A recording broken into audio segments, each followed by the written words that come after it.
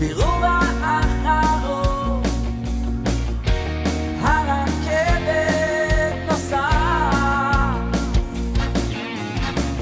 הלו בן אדם, מה לך נרדם? קום עלה וסם, עושה תשובה.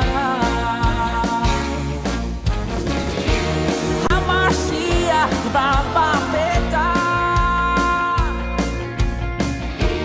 הוא נמצא לפתח. Bonjour Rav. Bonjour. Alors dans ce cours nous allons traiter d'un sujet très intéressant, la critique dans le couple. Si vous La pouvez... critique dans le couple, la critique tue l'amour. La critique tue l'amour. Je vais vous dire pourquoi d'ailleurs. Il y a une fois quelqu'un qui est venu me voir et il avait un problème de shalom bayit avec sa femme. Il a commencé à me dire je comprends pas, je la comprends plus. Je fais pourtant tellement d'efforts envers elle, je lui achète des cadeaux, je la sors, je lui donne tout ce qu'elle a envie, tout ce qu'elle a besoin, je suis là pour elle. Et malgré tout, il n'y a pas de shalom bayit. C'est des cris, c'est des nerfs, elle est jamais contente. Alors, je l'ai regardé, je lui ai dit, dis-moi, combien de fois tu la critiques par jour? Quand il a entendu ça, il a baissé les yeux et il a baissé la tête. Ça veut dire que tous les plus grands cadeaux du monde ne pourront jamais rendre une femme heureuse. C'est ça ce qu'on est en train de dire ici. Ça veut dire que si, par exemple, un homme fait tout pour sa femme, il va tout lui donner, lui l'amener en voyage, il va lui donner des cadeaux, il va lui faire plaisir dans tout ce qu'elle a envie, mais qu'il n'est pas capable de retenir sa bouche lorsqu'il a quelque chose qui le démange et qu'il a envie de lui dire, lorsqu'il n'est pas capable de se retenir de parler, c'est fini pour lui, il ne peut plus espérer bichlal de shalom bayit. Mais la vérité n'est pas plus importante. En général, quand on critique, c'est que quelque chose ne va pas. C'est pas par plaisir. Oui, mais si la critique est constructive, ok, mais des fois la critique ne marche pas du tout. Et en général, dans le cadre d'une relation d'un homme envers sa femme, ça ne marche jamais. C'est ça où se pose véritablement le grand problème. Lorsqu'un homme va commencer à critiquer sa femme, ça va générer que la femme va être brisée. C'est sa nature, on va le voir tout de suite. Hein. La femme va être brisée, la femme va être triste, la femme va devenir dépressive, la femme va désespérer, ou elle peut devenir aussi coléreuse. C'est pas obligé que ce soit ça, plus ça, plus ça, mais ça peut être ça, ou ça, ou ça, ou triste, ou désespérée, ou brisée, ou coléreuse, etc. C'est les réactions d'une femme, surtout par rapport aux critiques de son mari. Je ne suis pas d'accord. Je pense que dans ce que vous nous dites, donc l'homme doit mentir, mais dans le cas, ça va être l'homme qui va être malheureux. Faut pas mentir. C'est l'homme qui va, par exemple, si ma femme, je n'aime pas, elle fait quelque chose de spécial que je n'aime pas, je ne vais pas la critiquer, je laisse faire. Donc finalement, c'est moi qui vais être malheureux. Il y en a un des deux qui est malheureux. Il faut laisser faire, on n'a pas le choix. Si on parle, c'est là qu'on va envenimer le problème. Si on était sûr que par le biais de la critique, elle allait se transformer, ce serait extraordinaire. Mais de toute façon, c'est un klal shel barzel, c'est un principe de fer. La critique ne transforme pas quelqu'un. Alors que faire? Ah, c'est une autre histoire. Mais déjà, le cours d'aujourd'hui, c'est quoi? C'est d'abord comprendre qu'il ne faut pas critiquer. Après, on verra qu'est-ce qu'il faut faire. Il y a des choses à faire, bien entendu. Mais la critique telle que nous, on la connaît, en aucune manière, il faut la faire. C'est un principe de fer, de barzel qu'on doit avoir dans notre tête, de ne jamais critiquer son épouse. Parce que de toute façon, la réaction qu'elle aura par rapport à la critique, c'est que même si on va lui faire les plus beaux cadeaux, on va lui être le plus gentil du monde avec elle, mais qu'on va la critiquer sur sa manière de cuisiner, sur sa manière de s'habiller, sur la manière de tenir la maison, sur la manière d'éduquer les enfants, sur tout ce qui la concerne, elle ne pourra pas supporter. Donc si je critique quelqu'un et que mon but essentiel c'est qu'elle se transforme, il faut savoir une chose, lorsque je critique ma femme, il faut être certain qu'elle ne pourra pas se transformer grâce à ça. C'est là le problème que nous avons tous. On pense que si jamais maintenant on parle avec sa femme, on va la critiquer, on va lui dire non, c'est pas comme ça qu'il faut faire, c'est comme ça, etc., qu'elle va se transformer. Ben non, elle va pas se transformer. Ce qui va plutôt générer, c'est sa tristesse, c'est son angoisse, c'est son amertume, c'est son désespoir. Ça oui, on est certain qu'on va y arriver dans ce coup-ci. Mais la faire transformer sur le point qui nous dérange, on n'y arrivera pas de cette manière-là en tout cas. Ça, c'est sûr. On verra dans les cours qui vont suivre comment faut-il faire pour faire transformer une femme. Il y a des moyens, il y a des techniques. De la même manière aussi qu'on verra dans le cours suivant aussi qu'une femme peut transformer son mari, un mari peut transformer sa femme. Mais on verra comment, mais pas par la critique. Et ça, ce qu'on veut dire ici. Maintenant, il faut savoir une chose aussi. Lorsque l'on fait une critique, je vais vous dire un exemple. On voit des gens, des couples qui ont divorcé des fois au bout d'1 an, au bout de 2 ans, 3 ans. Et lorsqu'on voit comment c'était les photos du mariage, c'était inimaginable. Les photographes qui après au coucher du soleil, on prenait le khatan et la kala, c'est quelque chose de... Le catering, le traiteur était le top niveau, la salle était extraordinaire, la location de voiture, tout était merveilleux. Et on entend que même les poulets, ils couraient tout seuls dans l'assiette. Pour vous dire jusqu'où ça allait. Et on entend quelques temps après, 6 mois, 1 an, 2 ans, 3 ans, 5 ans, voilà que le merveilleux couple a divorcé. Pourquoi? Qu'est-ce qu'il y a? C'était un couple c'était l'idéal, c'était Hollywood. Qu'est-ce qui a pu se passer que du jour au lendemain, en l'espace de quelques années à peine, tout s'est détruit, il n'y a plus rien? Plus d'amour. Il n'y a plus d'amour. Mais qu'est-ce qui a tué l'amour? Je vais vous dire ce qui a tué l'amour. En général, il y a plusieurs raisons, mais une des raisons essentielles, tout se passe au niveau du dibour, au niveau de la parole. Quand je me mets à critiquer, je tue l'amour. Mais comment on tue l'amour? C'est comment on fait? Très facile, je vous l'enseigne très rapidement. Quand vous critiquez votre femme, vous lui faites une cicatrice. Alors, nous, qu'est-ce qu'on s'imagine? Nous, quand on nous critique un petit peu, bon, ça va, on a les épaules, on va dire, costauds, on tient le coup. Mais une femme, elle ne tient pas le coup.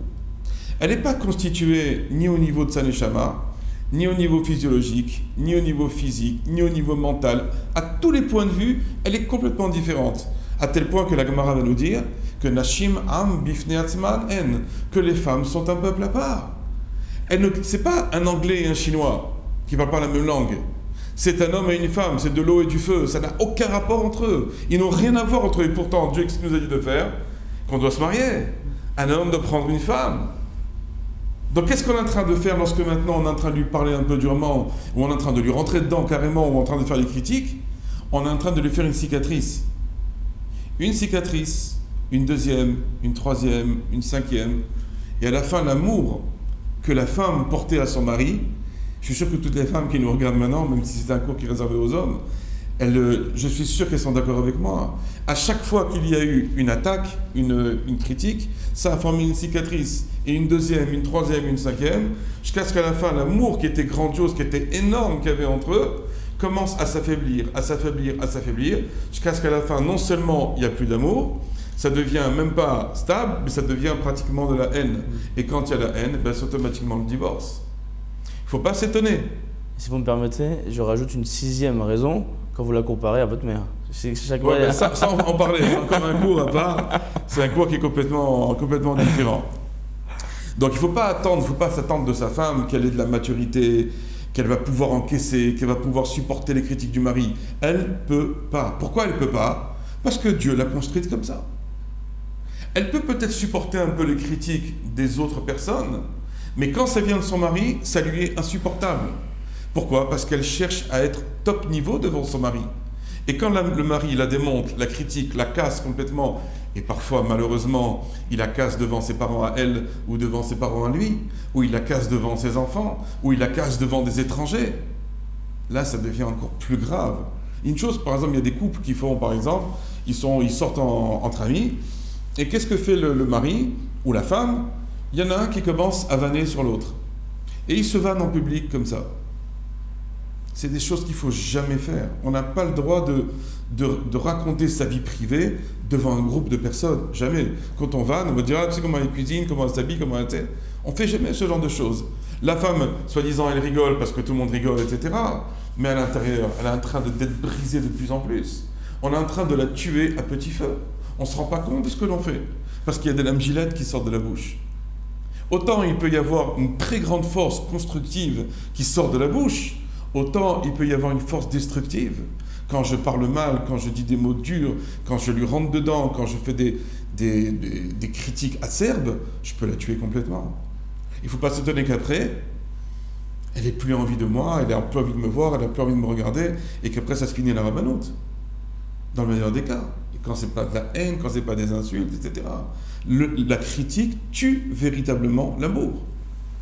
Il y a une autre chose qu'il faut savoir, c'est que la racine de l'âme, la racine de la neshama de la femme, c'est le kavod, c'est l'honneur. Dieu l'a donné comme ça. Il y a une notion de kavod qui est extrêmement forte en elle. Elle a besoin de recevoir du kavod de la part des gens et surtout de la part de son mari.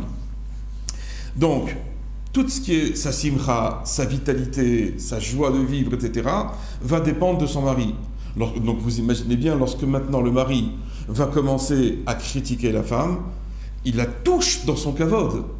Donc ça veut dire il la touche véritablement dans la racine de son âme. C'est pour ça qu'une femme est brisée complètement lorsque son mari la casse. C'est quelque chose qui lui est insupportable complètement, parce que c'est son âme.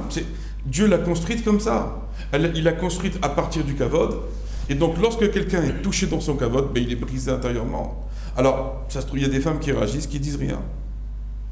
Ou elles font semblant de rien dire. Mais à l'intérieur, elles sont en train de ruminer comment il m'a parlé, comment il m'a dit ça. Il ne se rend pas compte. Et elle, pendant des mois... Nous, on a déjà oublié l'histoire. Mais elle continue. Les vieux dossiers. C'est même pas ça. Elle vous le ressort dans 5 ans. Elle vous le ressort dans 10 ans. Elle vous le ressort dans 15 ans. Elle n'oubliera jamais. Pourquoi ?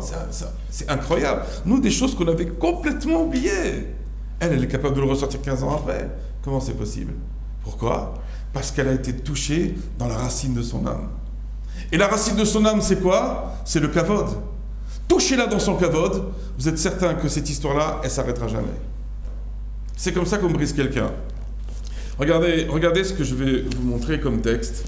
Un texte qui est très très important. Il y a aussi avant que je vous montre le texte que je vais vous dire maintenant, il y a aussi un inyan, c'est que un mari parfois s'imagine qu'il a le devoir d'éduquer sa femme.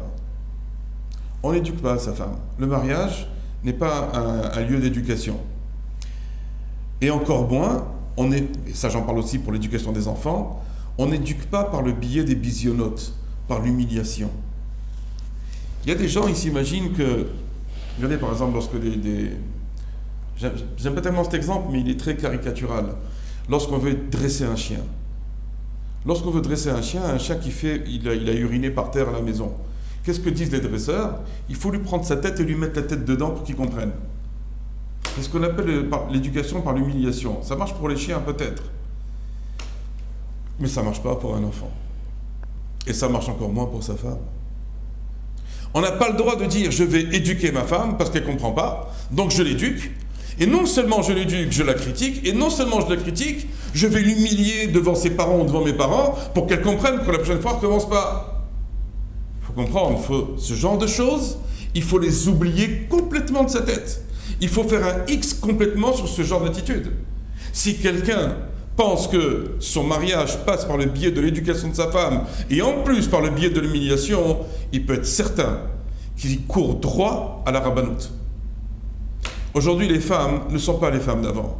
Elles n'acceptent plus. Et je vais vous dire quelque chose, j'ai parlé là, il n'y a pas très longtemps avec le secrétaire d'un Beddin à Jérusalem. Il m'a dit que 80% des demandes de divorce sont initiées par les femmes aujourd'hui. Chose qui était impensable auparavant. D'abord, avant, on divorçait presque pas, mais c'était l'homme qui divorçait sa femme. Aujourd'hui, c'est 80% des femmes qui demandent le divorce. Il y a un réveil. Des femmes qui veulent divorcer. Ça veut dire aujourd'hui, la femme, elle est autonome financièrement. La femme, elle a fait des études. La femme, elle sort travailler. Mais elle n'a plus besoin de ce mari-là. Il y a plein de femmes qui disent, je n'ai plus besoin de lui. Je suis autonome, je me débrouille toute seule.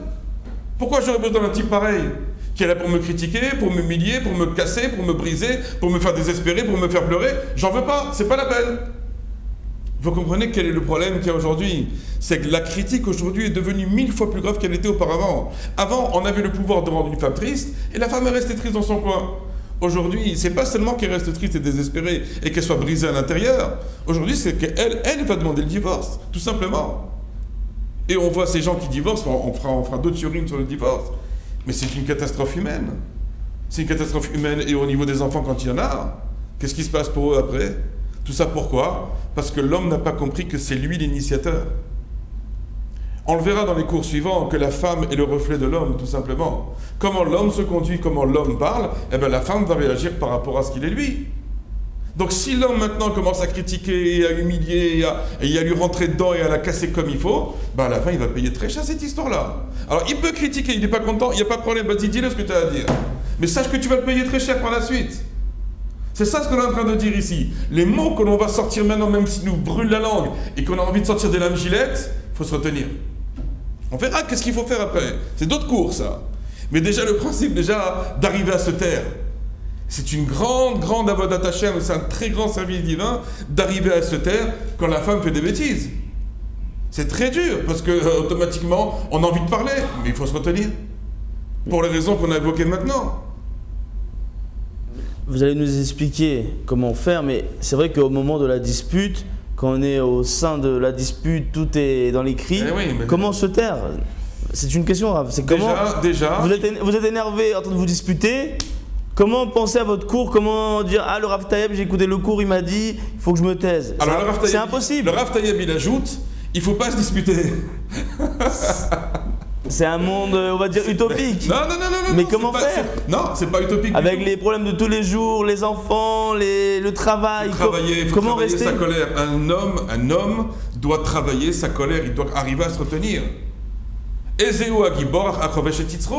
Quel est l'homme fort? C'est pas celui qui a un tour de biceps énorme comme ça. C'est pas ça la force.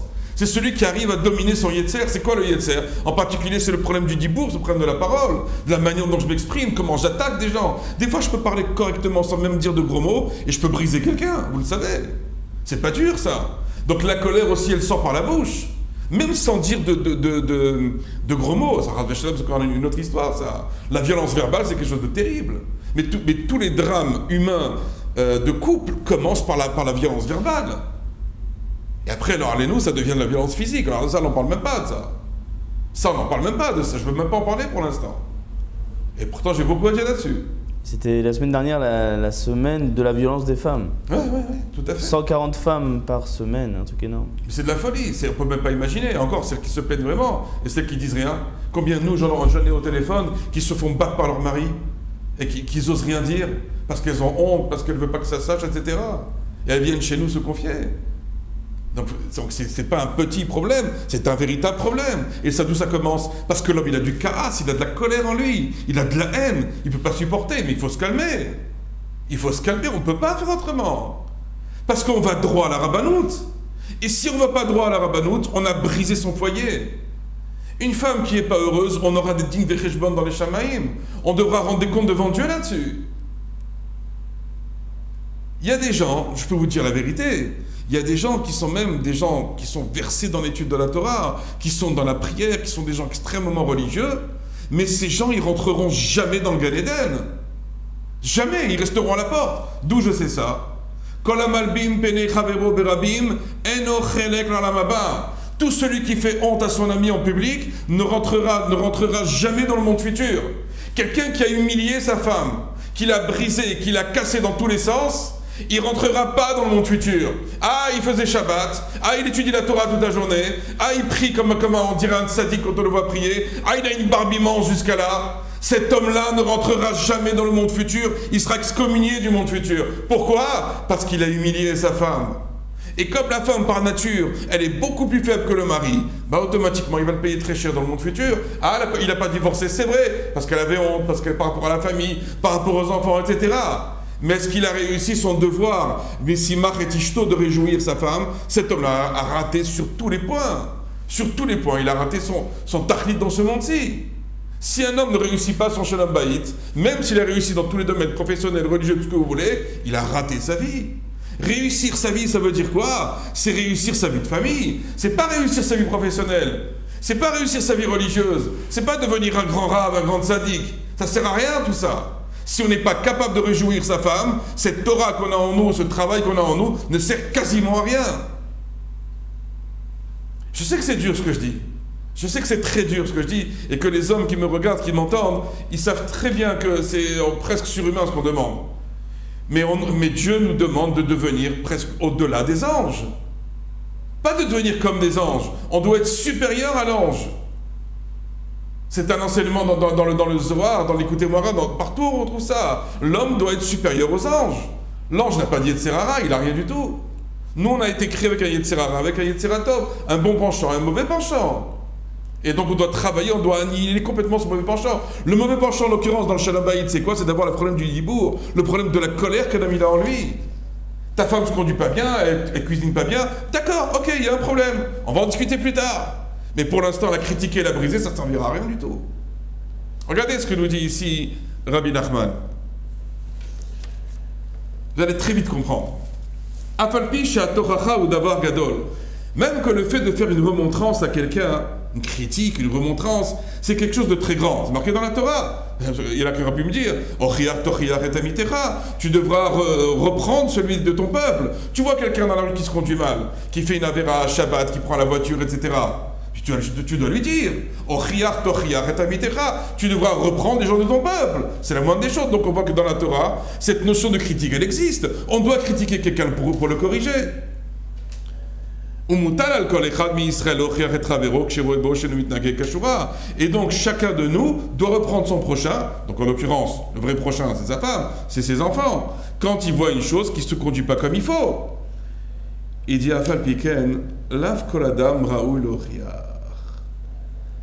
Quand bien même c'est pas tout le monde qui est capable, qui sait comment faire une remontrance.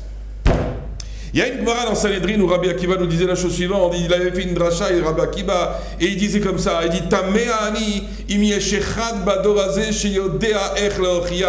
je m'étonne s'il y en a un dans cette génération-là qui sache comment faire une remontrance à un autre.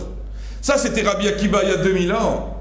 Avec les tzadikim qu'il y avait à l'époque. Lui-même déjà s'étonnait, est-ce que quelqu'un sait faire une remontrance? Si je fais une remontrance à quelqu'un, est-ce qu'il va l'accepter de moi ou pas? Ça se trouve que non. Ça se trouve que je vais empirer le problème. Donc déjà à l'époque de Rabbi Akiva, on est 2000 ans après. Vous pensez vraiment, dites-moi la vérité Michael, est-ce qu'il y a vraiment quelqu'un aujourd'hui qui sait faire une remontrance à un autre? Encore plus profond, est-ce que la critique est... Est-ce que sert à quelque chose? Regardez, prenez l'exemple, c'est très simple. Tout le monde qui nous regarde a connu ça. À la synagogue, Shabbat matin, il y en a qui parlent. Chez les Français, il y a un grand problème. Il y a beaucoup de gens qui parlent à la synagogue. Commencez maintenant à vous énerver et à dire à quelqu'un « Arrête de parler, ça suffit, tu déranges tout le monde ». Dites-moi la vérité, comment il va réagir ce deuxième-là? Il ne va pas y avoir une histoire dans la synagogue? Il ne va pas avoir des cris et des insultes et pour qui tu te prends et machin? Toi le premier, Toi le premier, je t'ai vu parler. C'est-à-dire on ne peut plus parler. Ça veut dire aujourd'hui, personne n'est pratiquement capable de faire une vraie remontrance, c'est impossible. Comment il faudrait faire? Allez, la personne qui parle, lui dit, tu sais, il y a un but dans la vie, se rapprocher de la chaîne, mais ça prend des heures tout ça. Donc on n'a pas le temps, donc on va pas commencer à faire toute une paracha maintenant, et on va lui dire, arrête de parler, ça suffit, il y en a marre. Ah ouais, comme ça tu me parles, et vas-y, allez, c'est parti. Donc quand Rabbi Akiva disait ça déjà il y a 2000 ans, je m'étonne s'il y en a dans cette génération qui est capable de faire une remontrance. Mais aujourd'hui, 2000 ans après, mais qu'est-ce qu'on doit faire? Il y en a un aujourd'hui qui est capable de faire une remontrance aujourd'hui? Et est-ce que la critique est fondée aussi?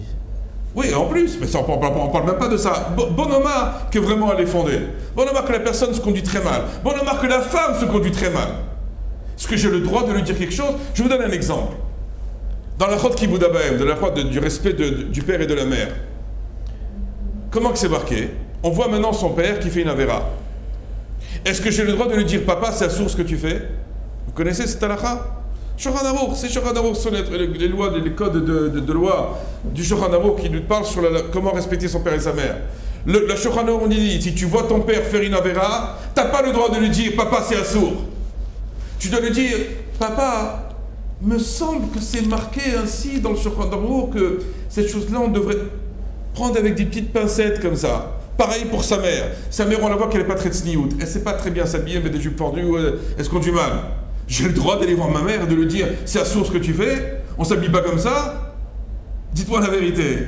Vous feriez ça, vos parents? Même si vos parents ont tort à 100% et vous avez raison à 100%, vous parleriez comme ça à vos parents?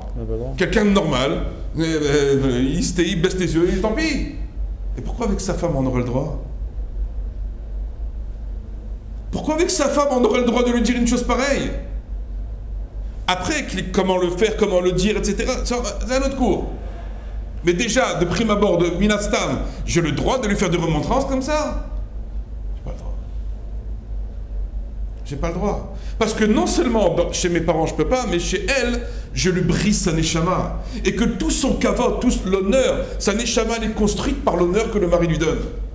Donc lorsque le mari maintenant la touche dans son kavod, il a tué dans sa neshama à l'intérieur. Sa neshama, son âme, elle est brisée complètement à l'intérieur. Donc ça veut dire, qu'est-ce qu'il lui dit Rabbi Nachman?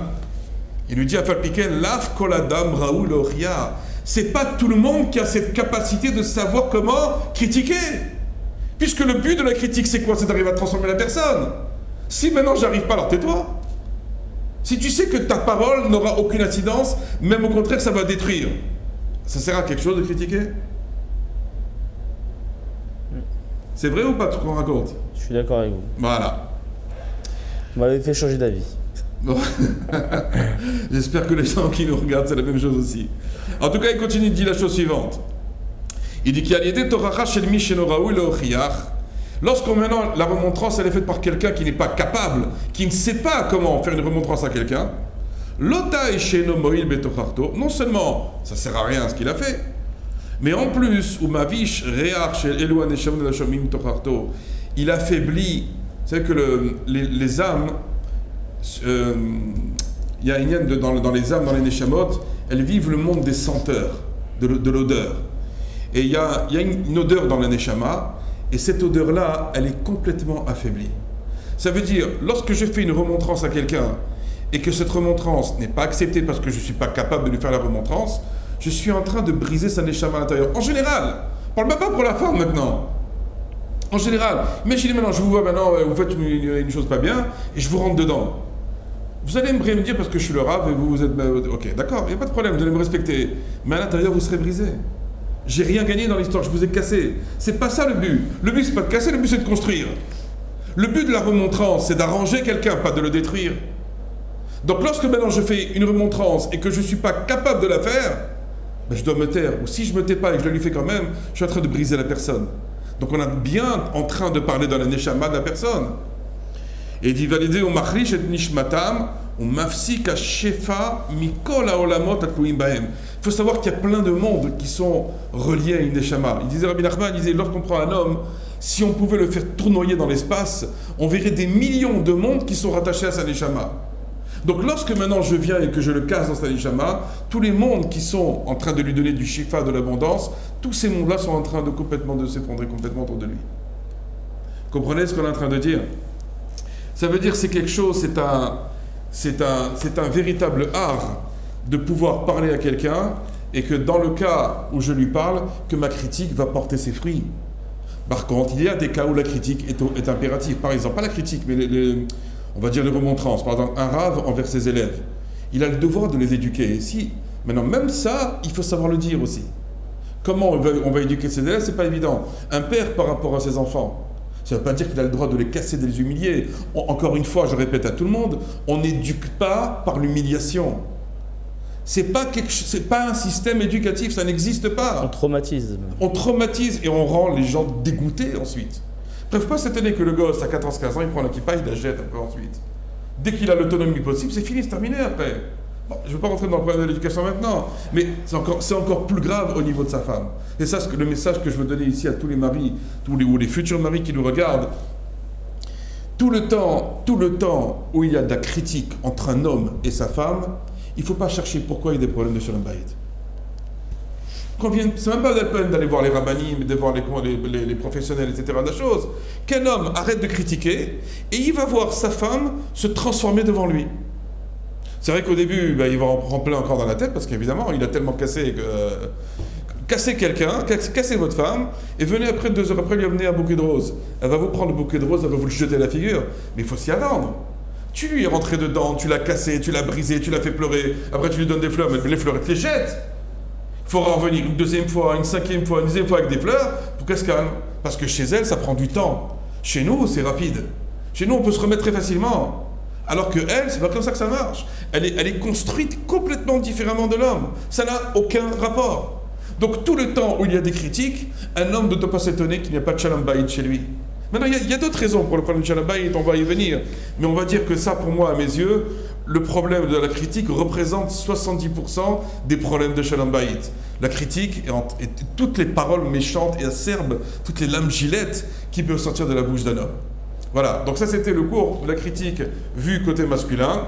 On va maintenant faire le deuxième cours, on va faire la suite, vue côté féminin, comment la femme doit-elle aussi se conduire par rapport à son mari. C'est normal pour équilibrer un peu les choses. Voilà, à très bientôt.